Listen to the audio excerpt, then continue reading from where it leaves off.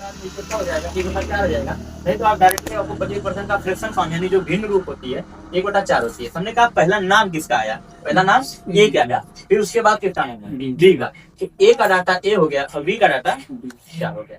अब ज्यादा कौन है, बी, कम कौन है, कितना ज्यादा कितना कम, इनका पहले ले लीजिए अंतर। तो अंतर कितने का आ गया, 3 का आ गया। अगर अंतर 3 का आ गया, अब सवाल पढ़िए, लास्ट लाइन क्या पूछा, बी का वेतन से कितना कम है। अच्छा, उसके पहले 25% के आगे क्या लिखा था, 25% ज्यादा है, बी देखो 25% ज्यादा है।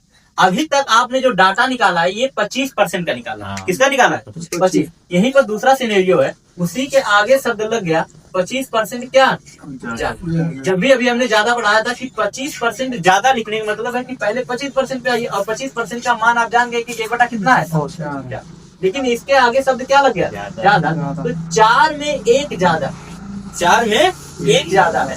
अब फाइनल वैल्यू हमारी कितनी हो जाएगी, 5/4।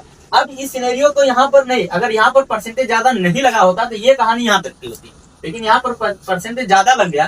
तो अब कहानी पहले नाम किसका है, ए का। अब ए का डाटा कितना, 5, फिर बी का कितना हो गया। अब कम कौन है, ज्यादा कौन है, ए। कितना ज्यादा है, 1 ज्यादा, ठीक है। अब अगर पूछिए, अब लास्ट सवाल, लास्ट लाइन पढ़िए, लास्ट सवाल मतलब सवाल के लास्ट लाइन में क्या दे, बी की जो सैलरी है कम है, तो परसेंटेज कम पूछ रहा है। परसेंटेज क्या पूछ रहा है, कम पूछ रहा है। अब जब भी हमने अभी इसके पहले कॉन्सेप्ट को पढ़े हैं, जब भी परसेंटेज कम पूछ रहा है तो पहले अंतर लेंगे। अंतर कितना है, 1 का। फिर यहाँ कम है तो वैल्यू क्या है, ज्यादा, ज्यादा कौन है, 5 है। और गुणा कितना करें, 100 पर। अब काटेंगे तो 5 से, और ये कितना आ जाएगा, 20। तो यानी टोटल कितना परसेंटेज कम हो गया, 20%। परसेंटेज कम कितना हो गया, 20।